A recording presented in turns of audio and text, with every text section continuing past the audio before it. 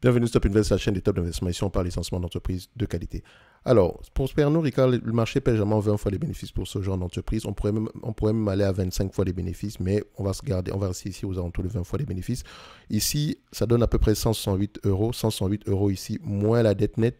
On a une dette nette ici aux alentours ici de 43 euros par action. Ça donne à peu près aux alentours de 125 euros l'action. Donc l'entreprise serait correctement évaluée en date d'aujourd'hui. Maintenant, s'il y a une revalorisation des multiples, ok, on pourrait s'attendre à beaucoup plus que ça. Par exemple, si l'entreprise s'échange à 200, à 25 fois les bénéfices, par exemple, sur les dernières années, comme vous pouvez le remarquer, à partir d'ici, voilà, sur les 3 dernières années, sur les 5 dernières années, le marché paye à peu près quelque chose autour de 22 fois les bénéfices. Je pense même qu'on a touché les 25 fois les bénéfices ici. Donc, il est toujours, si le marché paye ce genre de rendement-là, d'accord, on pourra avoir un prix bien plus élevé que ça. Mais maintenant, une autre façon de voir les choses, c'est généralement de regarder le bénéfice net qu'on pourrait obtenir par rapport au coût d'acquisition en date d'aujourd'hui. OK? Donc ici, quand vous prenez à peu près les bénéfices nets attendus en 2028, en 2027, c'est 8,42 euros en date d'aujourd'hui. Divisé par le nombre d'actions, par le prix actuel, ça donne à peu près un rendement de 6,7%. OK? Et si vous regardez bien, les attentes sont de moins en moins optimistes. Donc il y a 6 mois, on était à 6 dollars, à 10,13 euros. Il y a 3 mois, on était à 9,65 euros. Aujourd'hui, c'est 8,42 euros. Parce qu'il y a un certain pessimisme ambiant dans ce secteur d'activité-là. Très souvent, les opérateurs de marché, ils sont soit optimistes ou pessimistes. Ils ne font jamais la part des choses. Ils sont jamais entre les deux. OK? S'ils sont optimistes, ils sont très optimistes. S'ils sont pessimistes, ils sont très pessimistes. Donc ici, quand vous regardez cette compagnie, il faut souvent se poser la question, est-ce que les bénéfices nets qu'on a obtenus en 2023, est-ce qu'il y a de fortes chances qu'on revienne à peu près à ces niveaux-là sur les 5 prochaines années? Moi, je pense que c'est possible. Parce que la pandémie ici a donné des faux signaux. D'accord? Et là, on revient à une certaine normalisation. Et donc, si on revient à une certaine normalisation, c'est-à-dire qu'on devrait prendre à partir de 2019, on avait à peu près du 6,23 € à l'action. 2025, on est déjà sur l'année 2025 ici, on s'attend à peu près à 7,50. Donc entre les deux ici, on a à peu près 6 ans. Donc c'est une légère croissance, pas énorme non plus, mais c'est mieux que rien. Donc si je prends ceci, voilà, on va le mettre comme ça. Je le mets ici. Admettons qu'on a cette croissance-là et qu'on prenne par rapport à 2017. Non, 2019, qu'est-ce que je raconte? On a à peu près 8,64% de croissance en moyenne entre ces deux niveaux. D'accord? Entre les bénéfices de 2000. C'est ça? Non, ça c'est 2021. Qu'est-ce que je raconte? Donnez-moi juste un instant. Voilà, 5,62%. D'accord? Donc on a à peu près, voilà, 2018 par là. Donc je pourrais même revenir ici. 2018. On va juste le réduire. Et voilà. Donc de 2019 à peu près à 2024, juin 2024, on a une croissance moyenne de 4,86%. OK? En moyenne. C'est pas mauvais. D'accord? Par rapport à, vous prenez également l'inflation ambiante ici et vous essayez de voir si on a pu avoir une croissance plus élevée que l'inflation. Et donc, c'est la croissance des bénéfices, d'accord? Parce que ici, en croissance des revenus, on pourrait avoir quelque chose de bien plus élevé que ça. Donc, il est toujours bien de vérifier en termes de croissance des revenus, si on a une croissance des bénéfices de 10%, on n'a pas forcément une croissance des bénéfices de 10%. D'accord? Le raccourci qu'on prend généralement, c'est de se dire que si les revenus croient de 10%, on peut avoir également une croissance des bénéfices de 10%. Non, parfois ça peut être bien moins élevé que ça ou bien plus élevé. Donc il faut toujours aller vérifier les deux. Bref, c'est pas ce qu'on va avoir tendance à faire ici. Donc on me demande de payer en date d'aujourd'hui, comme je l'ai dit, 223 euros, un business qui pourrait me rapporter aux alentours ici des 8 € 42. C'est pas mauvais. C'est 6,7%.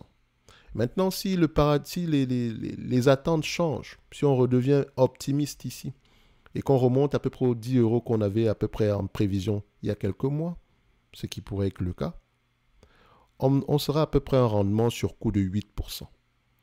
C'est la raison pour laquelle je dis Pernod Ricard reste intéressante au prix actuel. Ce n'est pas le deal du siècle.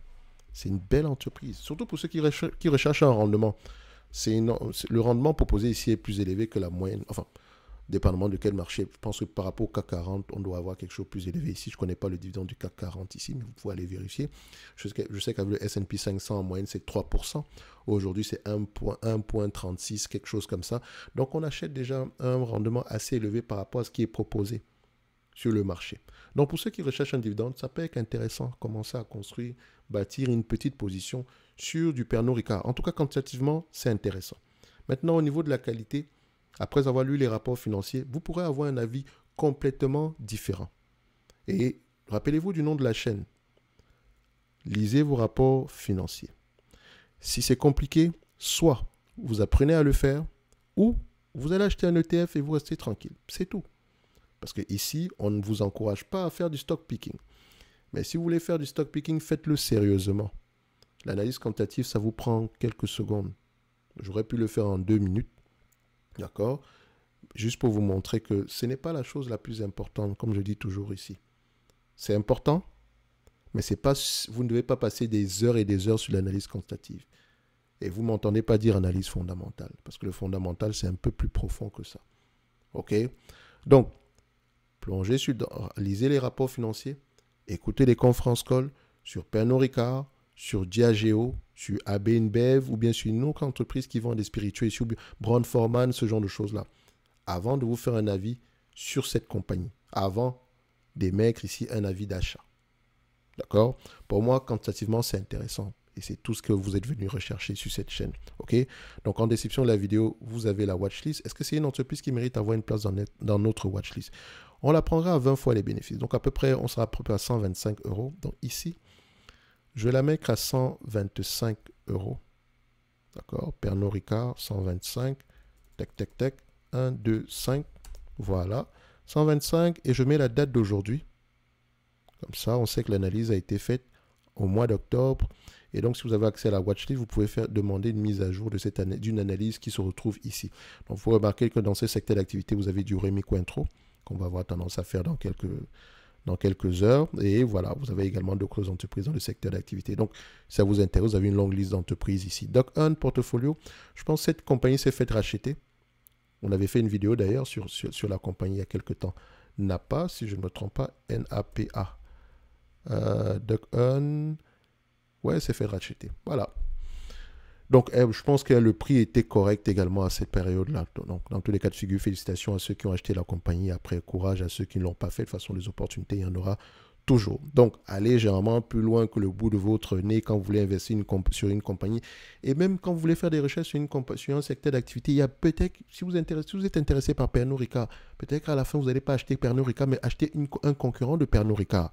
Il y a énormément d'entreprises dans ce monde, les amis. D'accord? Sortez un peu de votre zone de confort. D'accord? Bref, vous avez remarqué que sur cette chaîne, il y a énormément d'entreprises qu'on propose, même si les vidéos qui vous intéressent plus, c'est plus des entreprises françaises, en oubliant que je ne suis pas français, les amis. Donc, en termes il y a d'autres entreprises qui, moi, peuvent m'intéresser. Mais pour revenir à Pernod Ricard, c'est une belle entreprise. On est d'accord. C'est une très belle entreprise. Mais ça ne sera peut-être pas une opportunité d'investissement pour vous, bien ce ne sera peut-être pas une entreprise qui va vous intéresser, mais un concurrent de Pernod Ricard pourrait vous intéresser. Dans tous les cas de figure, ça reste une entreprise qu'il faudrait avoir dans sa watch list. OK? Tout ce qui se passe en Chine, etc., ce n'est pas pour autant qu'on ne va pas investir. Le monde va continuer à tourner et tôt ou tard, ils vont arranger cette situation. Maintenant, c'est à l'entreprise de s'adapter. Et c'est à moi de fixer le prix que j'accepte payer en prenant en considération ce genre d'éléments-là. Merci. Au revoir. Et n'oubliez pas que je me réserve royalement le droit de me tromper. Merci.